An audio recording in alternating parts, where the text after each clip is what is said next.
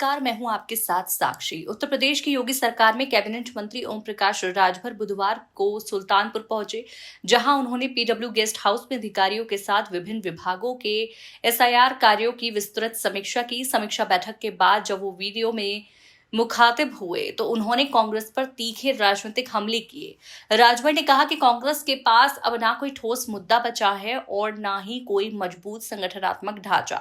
उन्होंने आरोप लगाया कि कांग्रेस सिर्फ झूठ पर झूठ बोलकर शोर मचाने का काम कर रही है, जबकि जनता उन पर अब विश्वास नहीं करती।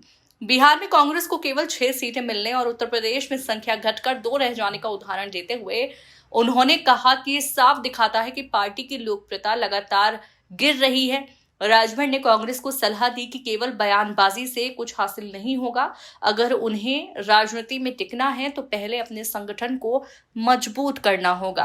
प्रधानमंत्री द्वारा विभिन्न राज्यों में मूर्तियों की स्थापना के मुद्दे पर प्रतिक्रिया देते हुए ओम प्रकाश राजभर ने कहा कि अयोध्या में भगवान राम का भव्य मंदिर 500 वर्षों के संघर्ष के बाद संभव हो पाया है और प्रधानमंत्री का ये कदम ऐतिहासिक और सराहनीय है। उन्होंने कहा कि यदि प्रधानमंत्री गोवा और कर्नाटक में भी मूर्तियां स्थापित कर रहे हैं तो इसे सकारात्मक दृष्टि से देखना चाहिए, क्योंकि ये देश की सांस्कृतिक विरासत को जोड़ने का कार्य है। गठबंधन की स्थिति पर उठते सवालों को भी उन्होंने साफ किया। पिछले दिनों भाजपा और राजभर के दल के बीच तनाव की खबरें काफी चर्चा में थी, लेकिन ओम प्रकाश राजभर ने एक बार फिर स्पष्ट किया कि उनका भाजपा के साथ गठबंधन पूरी तरह मजबूत और स्थिर है।